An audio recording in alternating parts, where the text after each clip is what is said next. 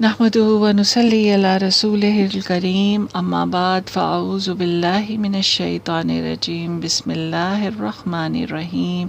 رب اشرح لی صدری ویسر لی امری واحلل عقدۃ من لسانی یفقہوا قولی۔ آیت نمبر 72 ہے، اور تمہیں یاد ہے وہ واقعہ جب تم نے ایک شخص کی جان لی تھی، پھر اس کے بارے میں جھگڑنے اور ایک دوسرے پر قتل کا الزام تھوپنے لگے تھے، اور اللہ نے فیصلہ کر لیا تھا کہ جو کچھ تم چھپاتے ہو اسے کھول کر رکھ دے گا۔ یہاں پر یعنی کہ امام بخاری بھی فرماتے ہیں کہ اس کے معنی ہے کہ اس کے بارے میں جو یہ اختلاف کر رہے تھے اللہ تعالیٰ اس کو ظاہر کرنے والا تھا۔ اور پھر اگلی آیت میں فرمایا فَقُلْنَا اضْرِبُوهُ بِبَعْضِهَا، بس ہم نے کہا مارو اس کا بعض، اس کے یعنی گائے کے گوشت کا کوئی سا بھی ٹکڑا لے کر مقتول کو لگاؤ، اس سے معجزے اور خرق عادت امر کا ظہور ہو جائے گا۔ پھر فرمایا كَذَلِكَ يُحْيِي الْمَوْتَى يُحْيِي اللَّهُ الْمَوْتَى، اسی طرح زندہ کرے گا اللہ مردوں کو، یعنی جب انہوں نے گوشت کا ٹکڑا مقتول کو مارا تو اس کے زخم سے خون بہنے لگا، جسم میں زندگی کے آثار پیدا ہو گئے اور وہ زندہ ہو گیا۔ اس نے قاتلوں کا نام اور پتہ بتایا اور پھر اس پر موت طاری ہو گئی۔ اور یہ جو سب کچھ ہو رہا تھا یہ انہوں نے اپنی آنکھوں سے دیکھا کہ ایک مردہ مرا ہوا شخص دوبارہ زندہ ہو گیا، اور اس نے پھر گواہی بھی دی، اور اللہ تعالیٰ کی قدرت اور مردہ کو زندہ کرنے کی طاقت کا مظاہرہ بھی ہو گیا۔ اس کو آخرت کی دلیل بنا دیا۔ دوسرے ان کے جھگڑے اور ہٹ دھرمی کا فیصلہ بھی صادر فرما دیا۔ قاتلوں کا جرم صرف یہی نہیں تھا کہ انہوں نے مال و دولت کے لالچ میں خود اپنے چچا کو قتل کر ڈالا، بلکہ ان کا جرم ایک یہ بھی تھا کہ انہوں نے اس کا الزام کسی دوسرے شخص پر ڈالنا چاہا تاکہ ان پر شبہ نہ ہو، اور پھر یہی نہیں کہ الزام اس پر تھوپ دیا بلکہ ان سے دیت بھی مانگتے تھے۔ الغرض قاتل قصاص میں قتل کیے گئے اور اپنے چچا کی وراثت سے بھی کچھ نہ ملا۔ پھر فرمایا اسی طرح اللہ تم کو اپنی نشانیاں دکھاتا ہے تاکہ عقل استعمال کر کے سمجھو۔ یہ جو میں نے ابھی آپ کو بتایا ہے یہ تفسیر القرآن اور ابن کثیر میں آتا ہے۔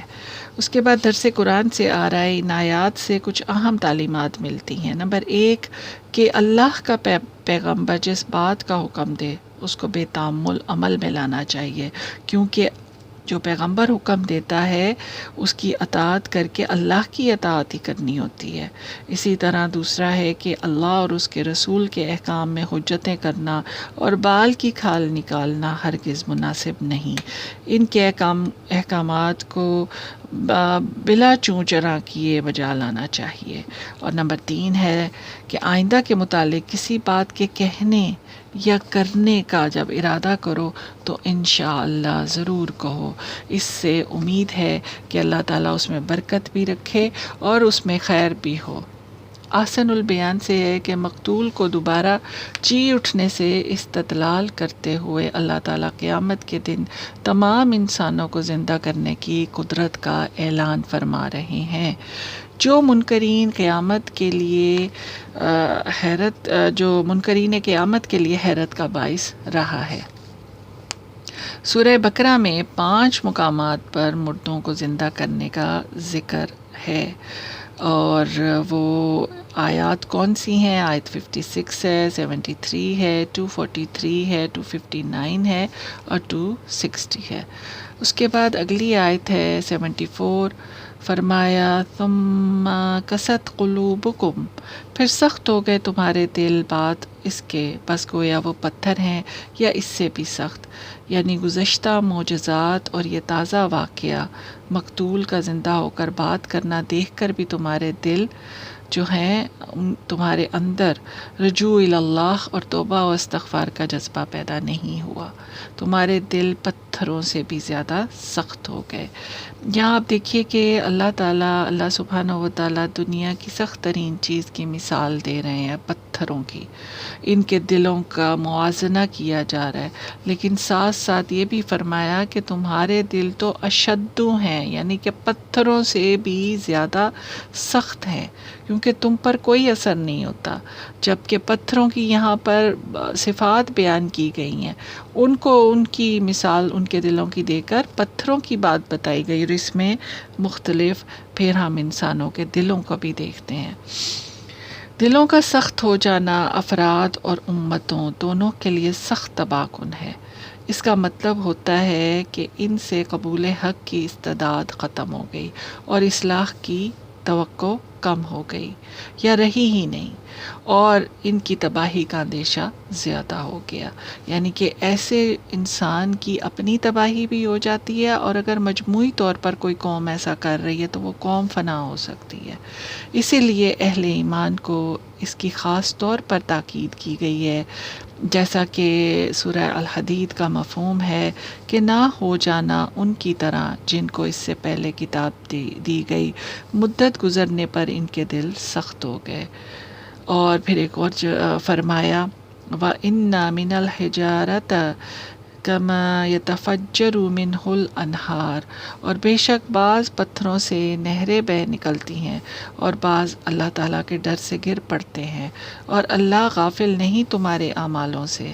یعنی پتھروں کی جو سختی کے باوجود ان میں خوبیاں ہیں اور ان سے فوائد حاصل ہوتے ہیں، اور جو کیفیت ان پر گزرتی ہے، اس سے معلوم ہوتا ہے کہ پتھروں کے اندر بھی ایک خاص قسم کا ادراک اور احساس ہوتا ہے۔ اور درس قرآن سے آتا ہے کہ ابن عباس رضی اللہ تعالیٰ عنہما کہتے ہیں کہ جب مقتول نے قاتل کا نام زندہ ہو کر بتا دیا اور پھر مر گیا دوبارہ، تو یہود کو اللہ تعالیٰ کی قدرت کا مشاہدہ کرنے کے بعد ان کے دل جو تھے وہ نرم ہو جانا چاہیے تھے۔ یعنی بنی اسرائیل کو چاہیے تھا کہ واقعات، انعامات، احسانات، معجزات کے بعد اپنے دلوں کو اللہ کے خوف سے نرم کر لیتے، اخلاص سے اس کے احکام کی اطاعت کرتے، مگر انہوں نے بڑھ چڑھ کر اللہ تعالیٰ کی حدود کو توڑا، اس کے انبیاء کی مخالفت کی، اور جو انہی کے خیر خواہ تھے انہی کو قتل کیا۔ اور پھر کیا ہوا کہ تمہارے دل پتھر سے بھی زیادہ سخت ہو گئے، کیونکہ پتھروں میں سے نہریں نکلتی ہیں، کچھ پتھر شک ہو جاتے ہیں، ان میں سے چشمے پھوٹ نکلتے ہیں، انہی پتھروں میں سے بعضے اللہ تعالیٰ کے خوف سے اپنے مقام سے لڑک کر نیچے آ گرتے ہیں، گویا ہیبت الہی سے لرز کر سجدے میں گر گئے۔ ان میں بھی احساس ہے۔ حدیث آتی ہے، اور یہ ایک طرح سے دعا ہے جو ہمیں مانگنی بھی چاہیے کہ اللہم انی اعوذ بک من القسوۃ والغفلۃ، کہ اے اللہ میں آپ کی پناہ چاہتی ہوں دل کی سختی اور غفلت سے۔ اور پھر فرمایا اللہ تعالیٰ کے ذکر کے سوا زیادہ باتیں نہ کیا کرو، زیادہ کلام سے دل سخت ہو جاتے ہیں۔ اور اس کے بارے میں نبی پاک صلی اللہ علیہ وسلم کی حدیث آتی ہے کہ 4 چیزیں بدبختی کی علامت ہیں، یعنی کہ ایسا شخص جس کے اندر یہ سب چیزیں ہیں، اس کی جو قسمت ہے وہ بدبخت ہے۔ ایک یہ کہ اس کی آنکھ جامد ہے، یعنی اللہ کی یاد میں اس کی آنکھ آنسو نہیں بہاتی، اور دوسرا ہے کہ دل کا اس کا سخت ہونا ہے، تیسرا لمبی لمبی آرزوئیں باندھنا ہے، اور نمبر 4 ہے دنیا کی لالچ کرنا ہے۔ ایک اور حدیث کا مفہوم آتا ہے، نبی پاک صلی اللہ علیہ وسلم نے فرمایا کہ اللہ کا ذکر کیے بغیر اور دوسری باتیں کرنے سے بھی دل سخت ہو جاتے ہیں۔ یعنی کہ جب آپ ذکر کم کر رہے ہیں اور دنیا کی باتیں کرتے جا رہے ہیں اور باتیں کرتے جا رہے ہیں، تو اس سے کیا ہوتا ہے کہ دلوں میں نرمی نہیں آتی، بلکہ کیا ہوتا ہے کہ دل سخت ہوتے جاتے ہیں۔ پھر فرمایا اے بنی اسرائیل، تم اپنی دلوں کی سختی کی وجہ سے اللہ سے غافل ہو گئے ہو مگر خوب سمجھ لو، وَمَا اللَّهُ بِغَافِلٍ عَمَّا تَعْمَلُونَ، اور اللہ نہیں غافل تمہارے اعمال سے، یعنی اللہ تعالیٰ ان کے اعمال سے، ان کی نیتوں سے اچھی طرح خبردار ہے، باخبر ہے۔ تعریف الفرقان سے آتا ہے کہ یہودیوں کو تو بتایا جا رہا ہے کہ کیسے کیسے تمہارے بڑوں پر اللہ تعالیٰ نے احسان کیے، فرعون کے دربار سے لے کر وادی سینا کے میدان تک کیا کیا انعامات عطا فرمائے، کیسے کیسے معجزات سے ان کی مدد کی۔ یہ ساری نشانیاں ان کے لیے، یعنی کہ اب کے یہود کے لیے اور ان کے لیے بے اثر ہو گئی۔ اپنے اعمال سوء کو اللہ سے چھپاتے ہیں، حالانکہ اللہ ان کی نیتوں تک سے باخبر ہے، اور اس کلام میں سب انسانوں کے لیے بھی نصیحت ہے۔ ابن کثیر میں ہے کہ محمد بن اسحاق نے ابن عباس رضی اللہ تعالیٰ عنہما کا قول نقل کیا ہے کہ تمہیں جس حق کی دعوت دی جاتی ہے اگر پتھر اسے معلوم کر لیں تو تمہاری نسبت بدرجہ نرم ثابت ہوں۔ یہ ابن ابی حاتم سے ہے۔ اسی طرح ہم دیکھتے ہیں کہ قرآن کی مختلف دوسری صورتوں میں کس طرح جو جمادات ہیں ان میں احساس کا ہونا بتایا گیا ہے، جیسا کہ ارشاد باری تعالیٰ ہے سورہ الاحزاب میں آیت نمبر 72 ہے، مفہوم ہے کہ بے شک ہم نے امانت آسمانوں، زمین اور پہاڑوں پر پیش کیا، یعنی کہ امانت کو پیش کیا، اور انہوں نے انکار کر دیا اٹھانے سے، وہ اس سے ڈر گئے۔ سورہ بنی اسرائیل میں فرمایا ساتوں آسمان اور زمین اور جو ان میں ہے سب اس کی تسبیح کرتے ہیں۔ اور اس میں اگر آپ غور کریں نا کہ جب مطلب ایک جو ذرہ ہوتا ہے نا، اس ذرے کا سب سے جو اس میں بھی جو سب سے مائنیوٹ چیز ہوتی ہے وہ ایٹم ہوتا ہے، تو وہ بھی اللہ کی تسبیح کرتا ہے۔ اس آیت سے ہمیں یہ پتہ چلتا ہے۔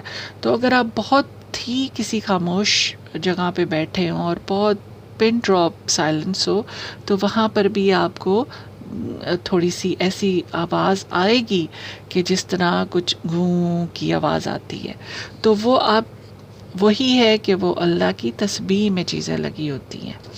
سورہ الرحمن میں آتا ہے کہ وَالنَّجْمُ وَالشَّجَرُ يَسْجُدَانِ، کہ یہ سب ستارے اور یہ درخت سب سجدے کرتے ہیں۔ اور سورہ نخل میں ہے کیا وہ نہیں دیکھتے کہ اللہ کی مخلوقات میں ایسی چیزیں ہیں جن کے سائے لوٹتے رہتے ہیں۔ اس کے بعد حامیم سجدہ میں آتا ہے کہ ان دونوں نے کہا ہم خوشی سے آتے ہیں، یعنی زمین اور آسمان نے۔ تو ان سے دیکھیں صاف ان آیات سے پتہ چلتا ہے کہ ان کے اندر بھی احساسات ہیں، یہ بھی کلام کرتی ہیں چیزیں، لیکن ان کو سمجھتا کون ہے؟ اللہ پاک سمجھتے ہیں۔ الحشر میں، سورہ الحشر میں فرمایا کہ لو انزلنا ھذا القرآن، اگر ہم یہ قرآن کسی پہاڑ پر نازل کرتے تو آپ دیکھتے کہ وہ اللہ کے خوف سے دب جاتا ہے، ریزہ ریزہ ہو جاتا ہے۔ اسی طرح صحیح حدیث میں ہے، فرمایا کہ یہ مسلم کی حدیث ہے کہ یہ پہاڑ احد ہم سے محبت کرتا ہے اور ہم اس سے محبت کرتے ہیں۔ اور ایک اور مسلم اور پھر ایک اور جگہ فرمایا انی لا عارف حجرم بمکۃ کان یسلم علی قبل ان ابعث انی لا عارفہ الآن۔ یہ بھی مسلم کی حدیث ہے۔ فرمایا یقیناً میں اس پتھر کو جانتا ہوں جو بعثت سے قبل مجھے سلام کرتا تھا، بلا شبہ میں اسے اب تک پہچانتا ہوں۔ حجر اسود کے بارے میں بھی فرمایا کہ یہ احمد اور ترمذی ابن ماجہ کی روایت ہے، جس نے فرمایا کہ جس نے ایمان کے ساتھ ثواب کی نیت سے اس کو بوسہ دیا یہ اس کے حق میں گواہی دے گا۔ اس کے علاوہ میدان تیہ میں خود آپ نے یہ پیچھے واقعہ بھی سنا ہے کہ خود بنی اسرائیل نے دیکھا کہ پتھر سے 12 چشمے پھوٹتے رہتے تھے، پھر اللہ جسے چاہے جو طاقت دے دے۔ تو یہاں پر ان ساری چیزوں سے ہمیں یہ معلوم ہوتا ہے کہ پتھروں کی مثال دے کر پتھروں کی جو صفت ہے وہ اس کو کم نہیں کیا گیا، ایک مثال دی گئی، بلکہ یہ کہا گیا کہ تمہارے دل تو ان سے بھی زیادہ سخت ہے۔ ظاہر ایک بہت سالڈ چیز ہے، سخت چیز ہے، لیکن ان سب جگہوں پہ ہمیں یہ پتہ چل رہا ہے، احادیث سے اسپیشلی، کہ پتھر جو ہیں ان کے اندر بھی احساسات ہوتے ہیں۔ آیت نمبر 75 ہے، فرمان باری تعالیٰ ہے افتطمعون ان یؤمنوا لکم، اے مومنو کیا تم امید رکھتے ہو کہ وہ ایمان لے آئیں گے، یہ گمراہ فرقہ تمہاری اطاعت کرے گا؟ ان کے آباء و اجداد نے بھی بڑی بڑی نشانیوں اور معجزات کا مشاہدہ کیا تھا، پھر بھی ان کے دل سخت ہی رہے، اور ان کا ایک فرقہ اللہ کے کلام یعنی تورات کو سننے اور اچھی طرح سمجھنے کے باوجود اس میں تحریف کرتا رہا ہے۔ اور اس کا جو تحریف ہے، اس کا مطلب ہوتا ہے کہ بدل ڈالتے تھے، وَهُمْ يَعْلَمُونَ، اور وہ اس کو جانتے بھی تھے، یعنی ان کو اس بات کا بھی خوب علم ہے کہ اس کو بدل کر گناہ عظیم کما رہے ہیں۔ مجاہد کہتے ہیں کہ یہ علماء بنی اسرائیل تھے جو کتاب الہی میں تحریف کرتے تھے۔ یہ الطبری سے تھا۔ تعریف الفرقان سے آتا ہے کہ بنی اسرائیل کا ذکر 2 سطحوں پر فرمایا جا رہا ہے، کبھی پچھلی تاریخ بتائی جاتی ہے، کبھی عصر رواں کی اسرائیلی قوم کی بدعنوانیہ، سازشیں اور اسلام دشمنی کا ذکر کیا جاتا ہے، یعنی کہ ان آیات میں پچھلے جو ان کے آباء و اجداد تھے ان کا بھی ذکر آ رہا ہے، اور جو اب کے تھے ان کا بھی ہے۔ ان کی پچھلے دور کی مسلسل وعدہ خلافی، ناشکر گزاری، احسان فراموشی کے واقعات پیش کیے گئے۔ اب مسلمانوں اور نبی صلی اللہ علیہ وسلم سے کہا جا رہا ہے کہ اس قوم سے کسی نیکی یا بھلائی یا ایفائے عہد کی توقع نہ رکھنا، یہ بہت دفعہ وعدے کر کے پھر گئے ہیں، اور یہ خصلت اس قوم کی جبلت بن چکی ہے۔ قرآن حکیم میں ہے کہ اب بھی ان میں ایسے لوگ موجود ہیں جو اپنی مقدس کتابوں کا کافی علم رکھتے ہیں، باوجود اس کے کہ ان کے صحیفوں میں بہت زیادہ تبدیلی ہو چکی ہے، مگر پھر بھی آخری رسول صلی اللہ علیہ وسلم کا تذکرہ موجود ہے، جس کا یہ مدتوں سے انتظار کر رہے ہیں، اس وقت بھی کرتے تھے اور ابھی بھی کر رہے ہیں۔ تفہیم القرآن سے آتا ہے، یہ خطاب مدینہ کے نو مسلموں سے ہے، یعنی کہ جو مدینہ میں ابھی بالکل نئے نئے اسلام جنہوں نے قبول کیا تھا، یہ ان سے خطاب ہے، اور جنہوں نے نبی صلی اللہ علیہ وسلم کے آنے کی خبر اپنے ہمسایہ یہودیوں سے سنی تھی کہ جب وہ آئیں گے تو ساری دنیا پر چھا جائیں گے۔ ملائکہ، آخرت، شریعت وغیرہ کی باتیں بھی یہودیوں سے ہی سنی تھی۔ جب ان لوگوں نے آپ صلی اللہ علیہ وسلم کی نبوت کا چرچا سنا تو فوراً ادھر متوجہ ہوئے اور جوک در جوک ایمان لائے۔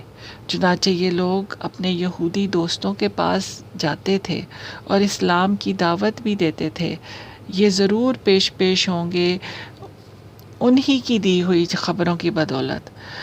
تو ہمیں یعنی کہ یہ اس لیے ان کے ساتھ یہ کرتے تھے کہ ہمیں جو ایمان میسر ہوا ہے تو یہ انہی کے بتانے پہ تو ہوا ہے کہ ہمیں آخری نبی کا دیدار بھی ہوا اور ہم نے ان کے ہاتھوں پہ بیعت کر کے اسلام بھی قبول کر لی، تو اب اگر ہم ان کو جا کے بتائیں گے کہ وہ آ گئے ہیں تو یہ تو فوری طور پر آئیں گے اور فوری طور پر ان کو ایمان میسر ہو جائے گا، مگر یہودی اس دعوت کے جواب میں انکار ہی کرتے تھے۔ تو منافقین اور مخالفین اسلام کہتے تھے اگر یہ مزید یعنی کہ اگر یہ مذہب سچا ہوتا اور یہ واقعی نبی ہوتے تو اہل کتاب کے علماء اور مشائخ کیوں نہ ایمان لاتے۔ اسی بنا پر بنی اسرائیل کے تاریخی واقعات بیان کرنے کے بعد مسلمانوں سے کہا جا رہا ہے کہ ان کی سابقہ روایات کو دیکھ کر ان سے کوئی توقع نہ رکھنا، یہ پتھر دل لوگ ہیں، اور بلکہ پتھروں سے بھی زیادہ ان کے سخت دل ہیں، اور ایک گروہ سے مراد ان کے علماء اور حاملین شریعت ہیں۔ کلام اللہ سے مراد تورات زبور اور دوسری آسمانی کتابیں ہیں جو ان کے پاس ان کے انبیاء کے ذریعے پہنچی۔ تحریف کا مطلب یہ ہے کہ بات کا مفہوم بدل کر اپنی مرضی کے مطابق پھیر لینا اور ان میں تغیر اور تبدل کرنا۔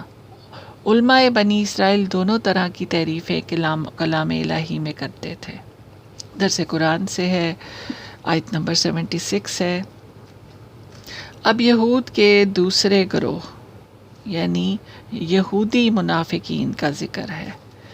یعنی یہ جو منافقین ہوتے ہیں نا، یہ ہمیشہ اس زوم باطل میں رہتے ہیں کہ سمجھتے ہیں کہ یہ دوگلی پالیسی اپنا کر یہ کسی کو بھی بے وقوف بنا سکتے ہیں، اور ایسے ہی لوگوں کی آج ہم دیکھتے ہیں کہ بہتات ملتی ہے کہ وہ ہر طرف اپنا جو ہے نا وہ مطلب پورا بھی کر لیتے ہیں، ہر ایک کو راضی بھی کر لیتے ہیں، اور کرتے وہی ہیں جو ان کا دل چاہتا ہے۔ تو سبحان اللہ، اللہ تعالیٰ نے مومنین کو کھول کھول کر ان کی حرکات سے مطلع فرما دیا ہے قرآن میں، اور آگے بھی مزید بہت سی آیات آئیں گی جن میں ایک ایک ان کا جو ہے وہ کریکٹر انالیسس ہوتا رہے گا۔ تو ارشاد الہی ہے وَإِذَا لَقُوا الَّذِينَ آمَنُوا قَالُوا آمَنَّا، اور جب ملتے ہیں اہل ایمان سے تو کہتے ہیں ہم بھی اہل ایمان ہیں۔ بعض یہودی مسلمانوں کے حالات معلوم کرنے اور ان کے اقتدار کے روب سے منافقانہ اسلام لے آتے تھے۔ جب مسلمانوں سے ملتے تو اپنے ایمان کی سچائی جتلانے کے لیے تورات میں جو نبی صلی اللہ علیہ وسلم کے متعلق پیش گوئیاں اور علامتیں اور بشارتیں آئی تھیں بیان کرتے تھے۔ اس پر ان کے علماء ان کو منع کرتے تھے، ڈانٹتے تھے کہ کیا تم بے وقوف ہو؟ تم اپنے علم اور اپنی کتاب میں سے اسلام، قرآن اور رسول کی حقانیت کے ثبوت دیتے ہو، اور یہ کیا کریں گے پھر؟ یہ اللہ کے یہاں بطور دلیل پیش کر دیں گے۔ کیا تمہاری عقل میں یہ بات نہیں آتی؟ تفہیم القرآن اور تعریف الفرقان سے آتا ہے کہ یہودی آپس میں ایک دوسرے سے کہتے تھے کہ تورات اور دوسری آسمانی کتابوں میں جو اس نبی یعنی صلی اللہ علیہ وآلہ وسلم کے متعلق ہیں، یہ جو آیات اور تعلیمات ہماری مقدس کتابوں میں ایسی ملتی ہیں جن سے ہماری پکڑ ہو سکتی ہے، انہیں مسلمانوں کے سامنے بیان نہ کیا کرو، ورنہ یہ تمہارے رب کے سامنے ان کو تمہارے ہی خلاف حجت کے طور پر پیش کر دیں گے۔ یہ ان یہودیوں کا فسادی عقیدہ ہے، گویا اللہ تعالیٰ کو ان کی حرکتوں کا معلوم نہیں، وہ جانتے نہیں ہیں کہ یہ کیا کر رہے ہیں۔ صرف مسلمانوں کو جب یہ منہ سے بولیں گے تو ہی اللہ کا پتہ چلے گا۔ اس سے یہ بھی معلوم ہوتا ہے کہ ان کا جو ایمان تھا اللہ پر اور آخرت پر، وہ ایک طرح سے تھا ہی نہیں، اگر تھا بھی تو وہ عجیب و غریب ہی تھا۔ آیت 77 ہے، اللہ تعالیٰ نے فرمایا أَوَلَا يَعْلَمُونَ أَنَّ اللَّهَ يَعْلَمُ مَا يُسِرُّونَ وَمَا يُعْلِنُونَ، کیا وہ ظاہر کرتے ہیں، وہ نہیں جانتے کہ یقیناً اللہ تعالیٰ جانتا ہے جو وہ چھپاتے ہیں اور جو اعلانیہ ظاہر کرتے ہیں۔ اللہ تعالیٰ ان کے وہ راز اور نیاز کھولتا ہے جو علماء یہود اپنی قوم کے لوگوں سے، مسلمانوں سے چھپ کر باتیں کرتے ہیں۔ صاحب علم ہونے کے باوجود یہ کتنے بے عقل ہیں، کیا یہ سمجھتے ہیں کہ اللہ تعالیٰ ان کی پوشیدہ باتوں کو سنتا نہیں ہے؟ اور جب ان کے اسرار اللہ تعالیٰ بذریعہ وحی بتا دیتے ہیں، پھر بھی یہ لوگ اپنی شرارتوں سے باز نہیں آتے۔ یعنی کہ جب اللہ تعالیٰ ان کے راز کھول دیتے ہیں اور پھر نبی صلی اللہ علیہ وسلم یا صحابہ ان کا ذکر کرتے ہیں، تو تب بھی ان کو عقل نہیں آتی کہ یہ نبی پر وحی کے ذریعے اللہ تعالیٰ مطلع کر دیتے ہیں۔ اس لیے یہاں پر مسلمانوں کو تاکید کی جا رہی ہے کہ اس قوم کی سازشوں سے ہوشیار رہیں، خصوصاً تو بنی اسرائیل ہیں، مگر یہاں پر منافق اہل ایمان کو بھی تنبیہ کی جا رہی ہے جو مسلمانوں کے اندر ہیں، کہ اللہ تعالیٰ چھپی کھلی باطن ظاہر ہر چیز کا علم رکھتا ہے۔ جو صلاح اور مشورے اسرائیلی قائدین کر رہے ہیں، سب اللہ تعالیٰ پر آشکارا ہے۔ یہ لوگ یہ لوگ داعی اسلام یعنی نبی صلی اللہ علیہ وسلم اور اہل اسلام کو فریب دینے میں کامیاب نہیں ہو سکتے۔ تفسیر القرآن سے ہے، کیا علماء یہود کا یہ خیال تھا کہ مسلمانوں کے بتانے سے ہی اللہ تعالیٰ کو قیامت کے دن اس حقیقت کا پتہ چلے گا؟ ورنہ نہیں۔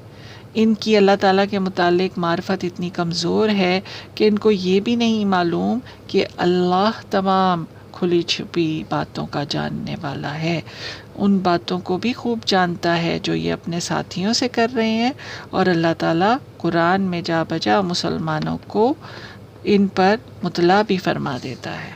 آیت نمبر 78 ہے، احسن البیان سے ہے، اس سے پہلے علماء بنی اسرائیل کا ذکر تھا، یہاں جاہل یہودیوں کے متعلق بتایا گیا ہے۔ فرمایا منہم امیون لا یعلمون الکتاب الا امانی وان ہم الا یظنون۔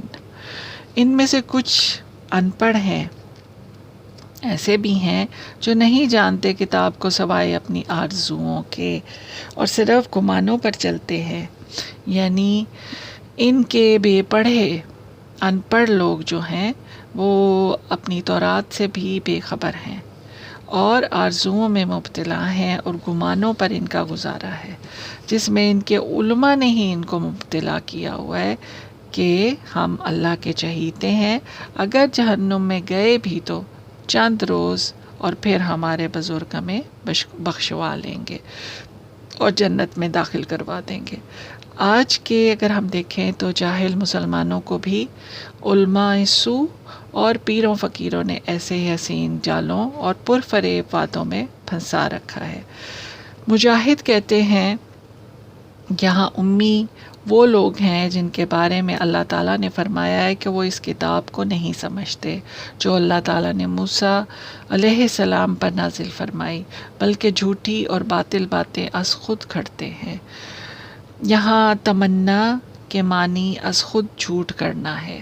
تفہیم القرآن سے ہے کہ بنی اسرائیل کے عام لوگ کتاب کے علم سے کورے تھے، وہ نہیں جانتے تھے کہ اللہ تعالیٰ نے اپنی کتاب میں دین کے کیا اصول بتائے ہیں، اخلاقی اور شرعی قواعد کیا ہیں، انسان کی فلاح اور خسران کا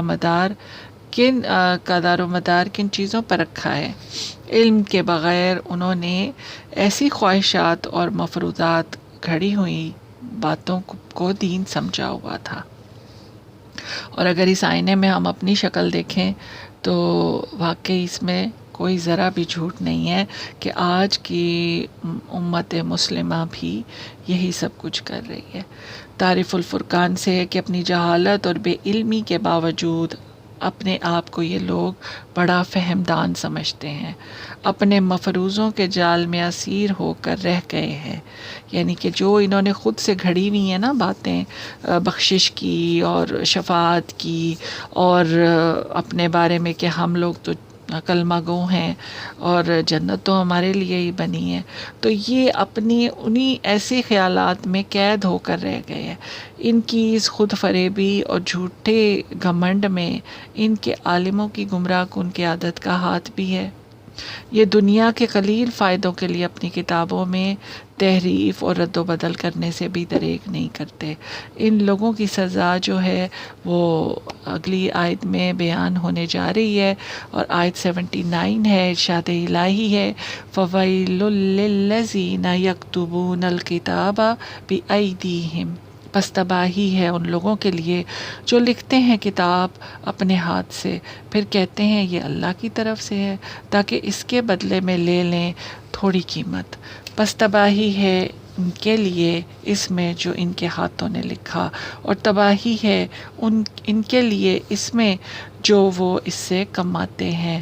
یعنی اللہ تعالیٰ نے ان دونوں طبقوں کے لیے ویل کا لفظ استعمال کیا ہے۔ یہ بڑا پرمعنی اور وسیع معنی رکھنے والا لفظ ہے۔ اس میں روحانی اور مادی ہر طرح کی تباہی اور ہلاکت کے مفاہیم چھپے ہوئے ہیں۔ ویل انسان کی انتہائی تباہی، روحانی عذاب، جسم اور جان کی ناقابل برداشت عقوبت کو جمع کرتا ہے، یعنی اس کے اندر یہ سب چیزیں آتی ہیں۔ اللہ کے کلام میں تحریف کرنے والے ربائی اور سب کے سب اس ویل کے مستحق ہو گئے۔ یہ عذاب علیم ان کی طرف بڑا آ رہا ہے جس سے ان کے بچنے کی کوئی صورت نہیں ہے۔ احسن البیان سے ہے کہ یہ علماء یہود کی جسارت اور خوف الہی سے بے نیازی کی علامت ہے۔ اپنے ہاتھوں سے مسئلے گھڑتے ہیں اور بے بانگ دہل باور کراتے رہتے ہیں کہ یہ اللہ تعالیٰ کی طرف سے ہیں۔ حدیث کی روح سے ویل جہنم میں ایک وادی بھی ہے جس کی گہرائی اتنی ہے کہ کافر کو اس کی تہ تک پہنچنے میں 40 سال لگیں گے، 40 ایئرز لگیں گے اس کو اس کی تہ میں جانے میں۔ یہ ایک ایسی ویل جہنم کی وادی ہے، اور یہ احمد، ترمذی، ابن حبان والحاکم میں آتے ہیں یہ روایت۔ اللہم احفظنا منہ۔ اس آیت سے قرآن مجید کی فروخت ناجائز ہے، جیسا کہ بعض علماء کا خیال ہے کہ اس سے وہی لوگ مراد ہیں جو دنیا کمانے کے لیے کلام الہی میں تحریف کرتے ہیں اور مذہب کے نام پر لوگوں کو دھوکہ دیتے ہیں۔ اس لیے بہت زیادہ اس میں خبردار ہونے والی یہ آیت ہے 79۔ درس قرآن میں ہے کہ علماء یہود اپنے عوام کی رضا جوئی کے لیے غلط مسائل اور احکام بتا دیتے تھے، جس سے ان لوگوں سے کچھ معاوضہ اور نذرانہ وصول ہو جاتا تھا، اور ان کی عزت اور وقت بھی بہت ہوتی تھی، اور اسی غرض سے یہ تورات میں لفظاً اور معنواً رد بدل بھی کرتے تھے۔ ان کی اس حرکت پر ان کو یہ وعید سنائی گئی، تنبیہ کی گئی کہ بہت ہی خرابی اور تباہی ہے ایسے لوگوں کے لیے۔ اس کے ساتھ ہی یہاں پر ہماری یہ اب تک کی تفسیر مکمل ہوئی۔ ربنا تقبل منا انک انت السمیع العلیم وتب علینا انک انت التواب الرحیم۔ سبحانک اللہم وبحمدک اشہد ان لا الہ الا انت استغفرک واتوب الیک۔ الہی آمین۔ السلام علیکم ورحمۃ اللہ وبرکاتہ۔